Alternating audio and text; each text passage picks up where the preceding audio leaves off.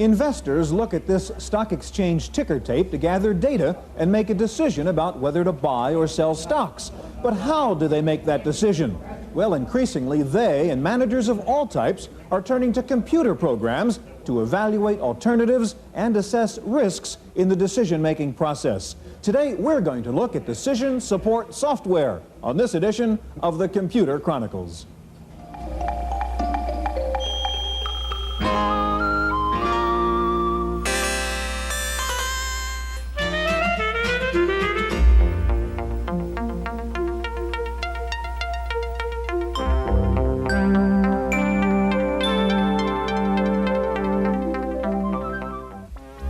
The Computer Chronicles is made possible in part by CompuServe, featuring an online reference library, Wall Street reports, at-home shopping, airline reservations, games, and hundreds of other services. CompuServe, helping people get the most from computers. Additional funding is provided by McGraw-Hill, publishers of Byte. Byte's detailed technical articles on new hardware, software, and languages cover developments in computer technology worldwide.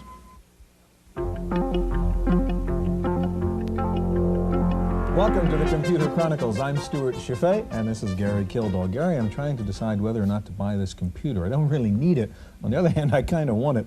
To help me make a decision, I happen to have some decision support software with me here. Looks more like hardware, doesn't it? Well, maybe it's hardware. Okay. Anyhow, heads I buy it, tails I don't, and it's tails. I just saved myself $1,500. Terrific. This is obviously a primitive way of making a decision. This has all been changed by computers and decision support software. The first question I'd like to ask you is, what is the difference between decision support software and what we call an expert system? Well, Stuart, decision support software really has been around for quite a while. There are early techniques called linear programming, for example, used in the transportation problem, moving trucks around, cargoes. What you do is you give it minimum, maximum values, and then the analysis goes through and gives you an optimal solution. You have to provide all the numbers, of course. Now, expert systems are based on rules, for example, where you get a collection of rules, doctors that can do a diagnosis of a certain area, for example, and they'll create a mathematical model, possibly, and use some of the same decision support tools underlying it, like linear programming, for example.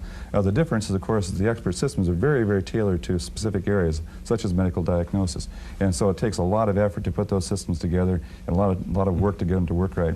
So we don't see as many of those. Decision support software, that's sort of a fundamental tool that everybody can use.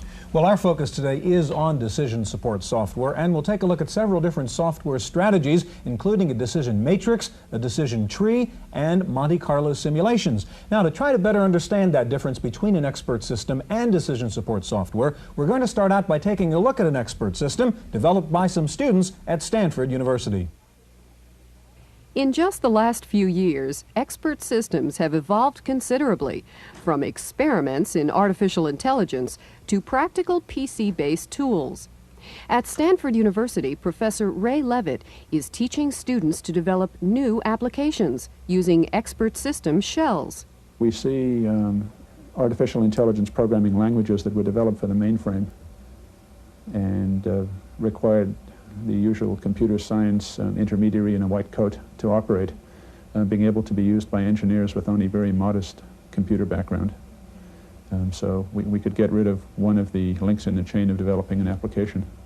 With a shell called Insight, Professor Levitt's students have created expert systems like this seismic advisor that provides solutions based on a limited number of selections.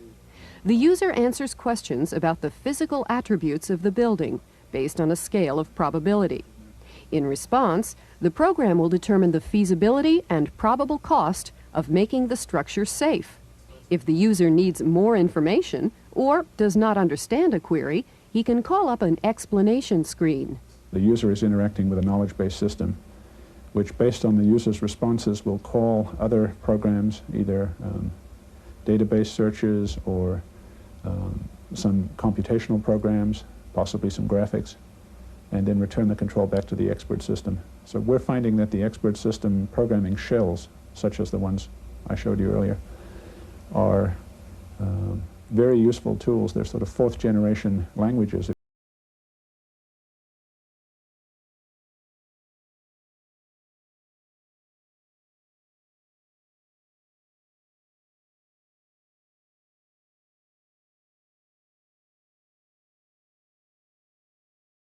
Incorporated, and next to Mike is Bill Barton with Palisade Corporation. Gary? Mike, you have a product called Decision Aid 2, which is a decision support software package. What's a typical customer for that package? Typical customers would be middle managers in R&D and manufacturing. And it's to help them make their decisions about how they allocate resources and things of that sort? Right. Okay. Right. Can you show us what it's about? Surely. What I've done is brought up the screen, and what it does is go through a series of steps here that would result in coming up with the best balanced choice here at the bottom. What we would do in moving through to this particular point would be to list our objectives and break them into musts and wants. One of the critical things, or one of the key things, is in the weighting objectives, and we can take a look at that. The purpose of this is to give a weighted value to the want objectives or the benefits of the decision. We use a 10-point scale here, and in going through, we would determine the most important want, and then go through and compare the others to it. It goes down this. What this does is Just to set up the example real quickly, what are you trying to answer here? What question? In this particular decision here, it is to select a method to increase market share For a photochemical company. Okay. Okay. And what this does is to give that relative separation there, so that we're not giving an abnormal weight to a lesser, an objective of lesser importance. So, Mike, are these objectives already built into the program, or do you enter them like you would? No, you wouldn't enter the objectives, what the outcomes of the particular decision that you're trying to make. Okay. Once we've done that, we would move through listing our alternatives. And then the next thing that we would do would be to get down over here to taking a look at screening the musts. The purpose in screening the musts is to basically make a separation between those that must be included in whatever alternative you finally select, and others which you're looking for to get particular degrees. So a lot of times government regulations and things like that, if for example it didn't measure up to that 2.0 there as far as the market share, then that would be eliminated as an alternative. So you've established some rules, say that the market share must increase by at least a factor of 2. Right, Okay. right, okay. Then what we would do is, after we've completed that, we would go back, and the next step would be to move over here to compare the wants. And what we do in comparing the wants is to establish a numeric value to what we've already established a relative value. Now what we're going to do is to take each of the alternatives and screen it against these want objectives to find out just how well it meets that. Okay, we've completed that.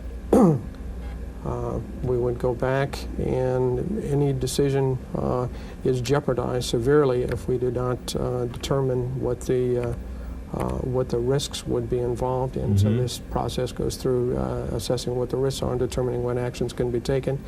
And then the final thing here would be to make your final choice, which would bring up on the screen all of the alternatives that you have selected here, showing the one which gives you your highest weighted score with the worst risk that was involved in each one of those, and assesses the probability. So lower price per unit was the optimum choice here, a little bit ahead of advertising with the risks identified with it. And certainly in a range of recommendations we may be looking at. Mike, can I ask you to pass the keyboard over to Bill a second? And Bill, if you can bring up at risk. How long normally would it take somebody to run through that process? We whisk through just a real quick little summary of that. My experience in working with clients is that depending upon the nature of the decision, could be anywhere from maybe a couple of hours to a couple of days, depending upon the data that had to be gathered. And how sophisticated does the user have to be to work with this and establishing all those criteria? Well, one of the real beauties about this is that you don't have to be very sophisticated. The program is very straightforward and allows people to mostly concentrate on data and not have to worry about the complication of running the program. And what's a piece of software like that cost? This is $250. How you doing, Bill? You almost up here with at risk? Yes. Speed typing there? Can you talk and type? Yeah, sure. Tell us a little bit about at risk. At risk is a Monte Carlo simulation package that's basically intending to do a large number of what-if scenarios, thousands even, and then summarizing those results meaningfully. What you can see here on the screen is a very simple finance model that... It is a 1, 2, 3 spreadsheet we're looking absolutely, and that's a very good point to make, because this is a true Lotus add-in, meaning that you are generally working in 1, 2, 3 as normal. The capabilities of the add-in are there when you need them. Otherwise, it's 1, 2, 3 as needed. What you can see where the cursor is located is a design cost entry, and you'll notice up above that it's been entered as at uniform. This is one of a set of special at functions added by at risk to 1, 2, 3 to allow you to do something very special, and that is to add or enter a range of possible values to a single cell. And what that essentially is saying is that the value in that cell could range with equal probability between 30,000 and 70,000. At risk gives you a whole range of different distribution types, and you can add as many as you want to a given spreadsheet. Okay, so how do you get into at risk then? Well, here it is right here. Okay. A special menu comes up with a hotkey. This lets you do all of the settings that you need to start off a simulation. What I've done is set the parameters here ahead of time, the sampling type, number of iterations, so on and so forth. And let's watch what happens. Values are being sampled randomly for each cell that contains one of these distribution at functions. And then the sheet is being recalculated. What happens then is that the at-risk add-in collects all the values for cells you've chosen for output, stores them on disk, and then passes them after 123 is temporarily shut down to this companion routine, which is essentially our output routine And what called does this tell risk us? graph.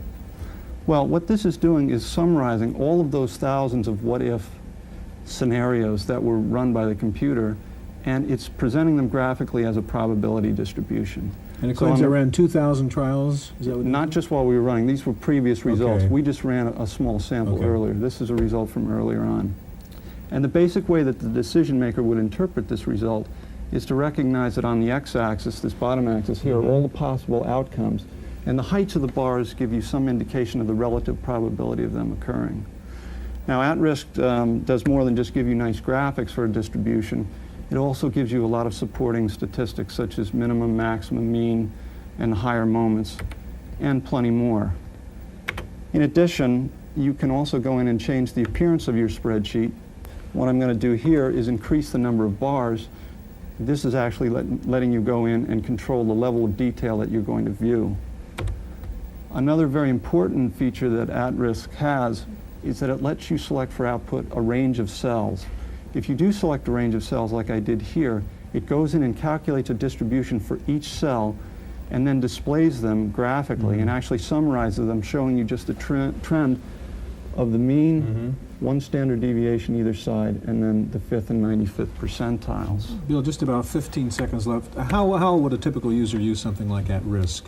There's a whole range of problems that would be applicable to it. Anything that you basically are doing in Lotus would be fair game. Investment analysis, insurance loss projections, so on and so And forth. what you want to do with a range of values rather than a specific Absolutely. value in a projection. One final comment, once you're Real done, quick. you automatically are back to Yeah. 1, 2, 3 where you left off. Gentlemen, thank you very much. In addition to decision support systems and expert systems, we sometimes hear the phrase knowledge engineering. Well, Wendy Woods has a report on a product of knowledge engineering from a company called Technowledge.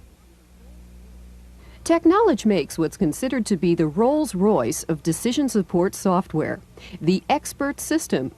Its Expert System shell can be made into a computerized expert on virtually any subject, like this one, Nervous Shock Advisor. Created by the University of British Columbia as a teaching tool, this program asks questions, analyzes the answers, and decides whether a client has grounds to sue for nervous shock. Technology's expert systems have also been used for such diverse applications as analyzing brain waves in employee drug testing, and by Federal Express to keep track of the spare parts needed to keep its fleet in the air. The benefits from an expert system range from what we call human quality improvements. People are trained easier, that makes their job easier, to real bottom line savings. For example, on a shop floor, if you can diagnose a machine problem in 5 minutes versus 5 hours, you've saved an incredible amount of downtime, as well as probably parts. You replace the correct parts instead of randomly checking out different parts and then finding the right one eventually.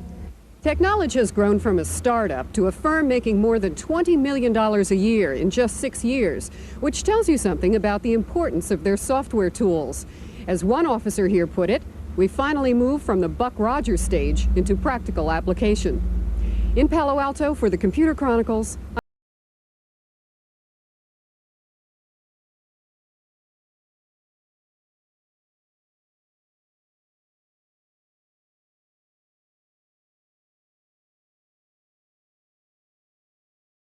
He's Senior Associate with the Strategic Decisions Group. Next to Peter, Jared Taylor, West Coast editor of PC Magazine. And Gary, Jared just wrote a feature article in the magazine about decision support software. So it makes him an expert? Yeah. I think so. Okay.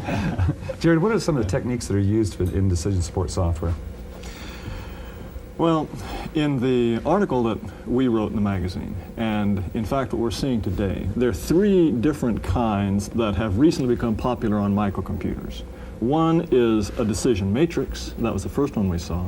The other is Monte Carlo analysis, and what we'll now see is decision tree analysis.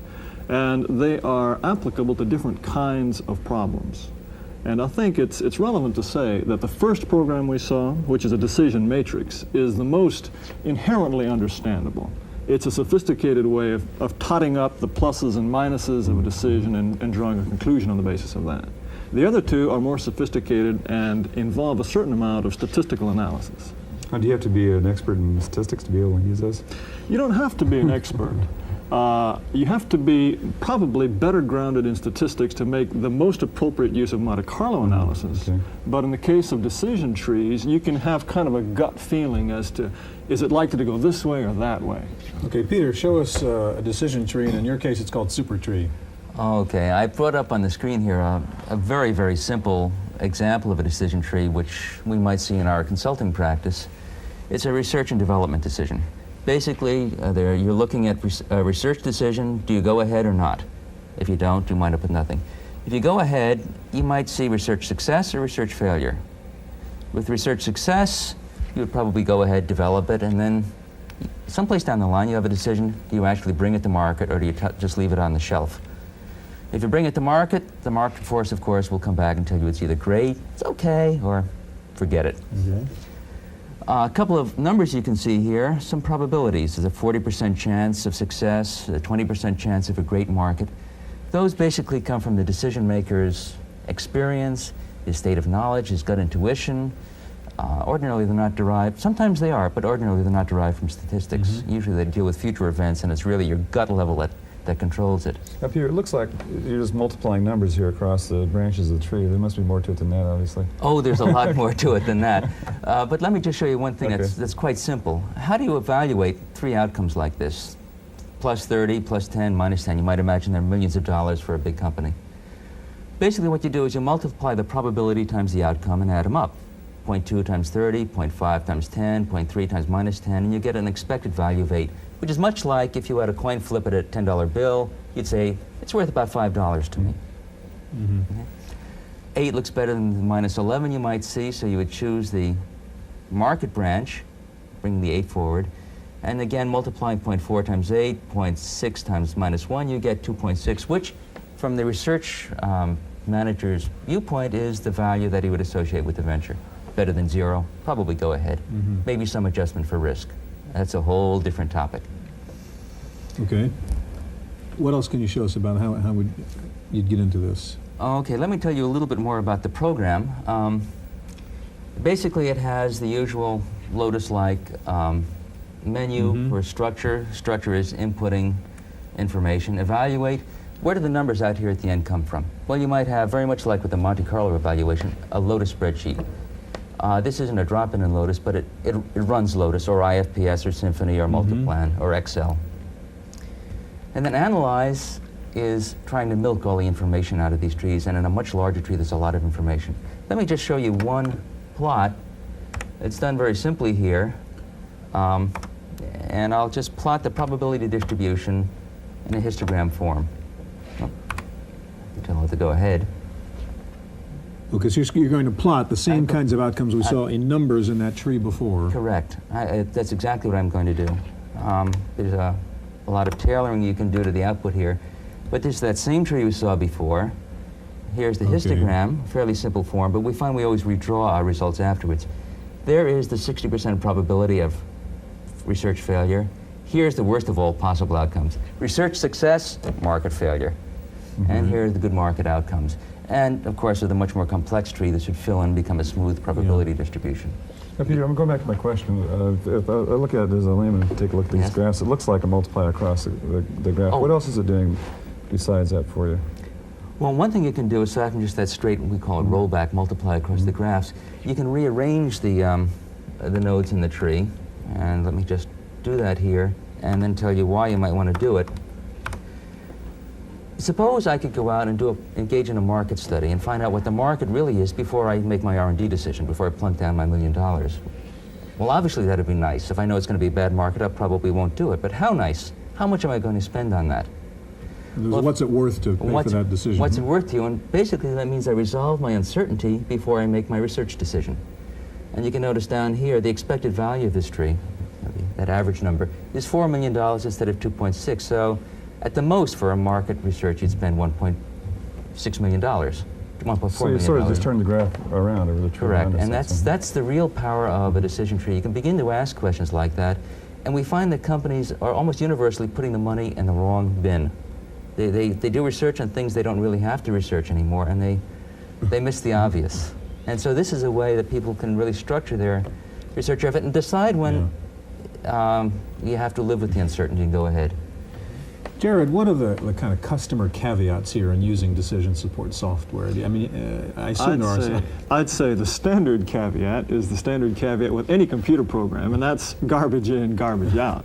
If you don't think carefully about the information you're putting into the program, you'll get garbage as a result. But I think that one of the really important aspects of all three of these programs is the fact that in order to do a serious decision tree or matrix analysis or set up a Monte Carlo model, you've got to at least have thought about every aspect of the decision. It makes you think logically. So it doesn't get you out of that decision process. You've still got to evaluate those criteria in a sense. That's why it's called decision support. You know, it's not decision make software. Right. Okay, thank you very much, Peter and Jared. We're out of time. That's our program on decision support software. Thanks for being with us. Hope we'll see you again next week on the Computer Chronicles.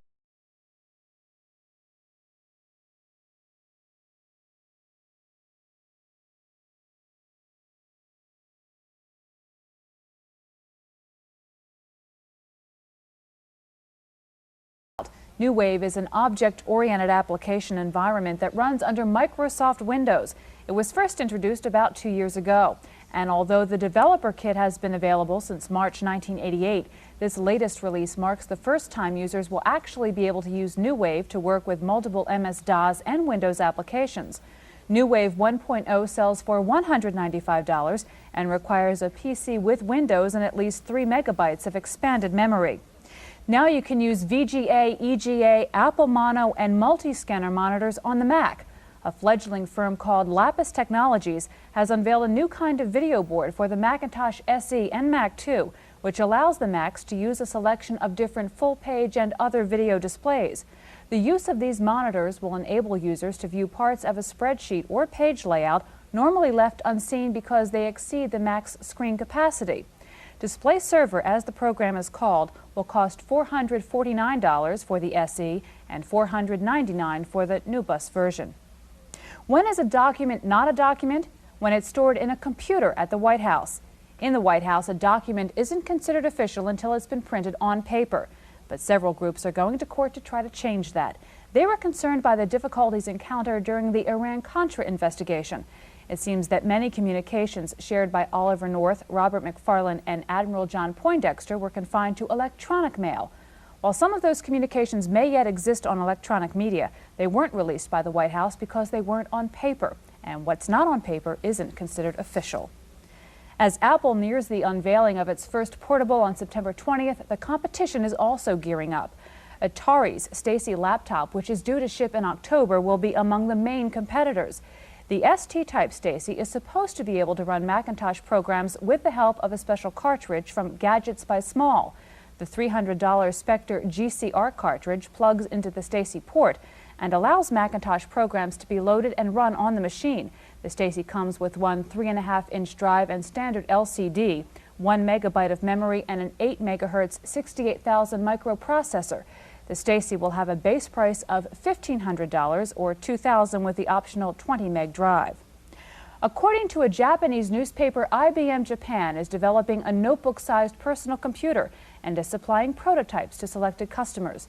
The prototype reportedly weighs less than 6 pounds, has a 16-bit microprocessor, and operates for more than 2 hours with full battery charge. IBM Japan's salesmen are quoted as saying their notebook-sized PC will be released and shipped by the end of this year. A Japanese company has developed a computer-based word processor that can handle English, Spanish, German, Russian, French, and Portuguese all in the same document. Conduct Corporation's machine consists of a monochrome CRT, customized keyboard layout, and onboard disk drive. But most importantly, it includes a printer that can print either in Roman or Cyrillic type without the need to change fonts, so that more than one language can be printed in the same document. Initial shipment of the $1,400 machine will begin next June. And finally, just in time for students returning to school, Smith Corona is offering a new laptop personal word processor that fits in somewhere between a typewriter and a PC. The PWP 7000 laptop comes with a letter quality daisy wheel printer, full word processing, and optional spreadsheet capabilities. It weighs a little over 6 pounds and can communicate via a 1200 baud Hayes compatible modem. The $900 unit is available immediately. And that's it for this week's Computer Chronicles. I'm Kate McGargy. See you next week. The Computer Chronicles is made possible in part by McGraw-Hill, publishers of Byte magazine, and BIX, the Byte Information Exchange. In print and online, Byte and BIX serve computer professionals worldwide with detailed information on new hardware, software, and technologies. For a transcript of this week's Computer Chronicles, send $4 to PTV Publications, Post Office Box 701, Kent, Ohio 44240. Please indicate program date.